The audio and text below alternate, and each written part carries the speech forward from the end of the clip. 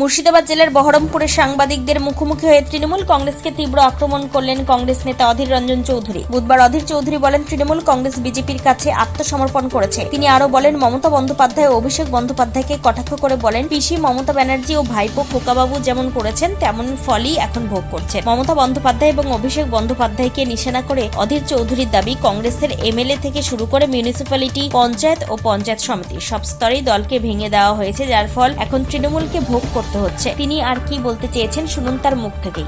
গোটা TMC party বিজেপির কাছে আত্মসমর্পণ করে দিয়েছে।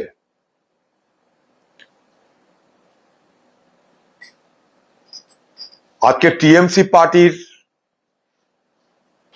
যিনি নেত্রী মমতা ব্যানার্জি এবং খোকা বাবু, তারা দেখুন একটা জিনিস যেটাকে বলে পোয়েটিক জাস্টিস। আপনি যেমন করেছেন আজ তেমন ফল পাচ্ছেন। You are being paid in your own coins.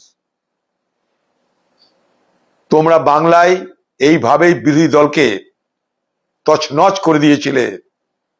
আমাদের দলের এমপি, আমাদের দলের এমপি না এমএলএ, আমাদের দলের নির্বাচিত মিউনিসিপ্যালিটি, নির্বাচিত জেলা পরিষদ একটার পর একটা ধ্বংস করে দিয়ে জবরদস্তি পুলিশ প্রশাসন মস্তানকে ব্যবহার করে তোমরা নিজেদের দলে সামিল করেছিলেন।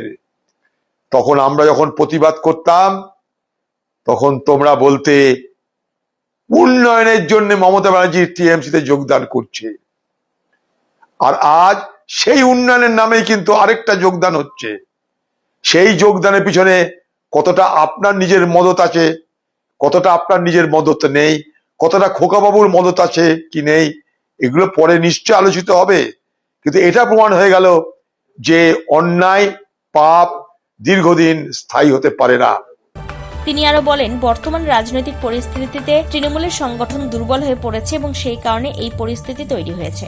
মুর্শিদাবাদ জেলার বহরমপুর থেকে নিজস্ব প্রতিনিধির রিপোর্ট, টাইমস 14 বাংলা।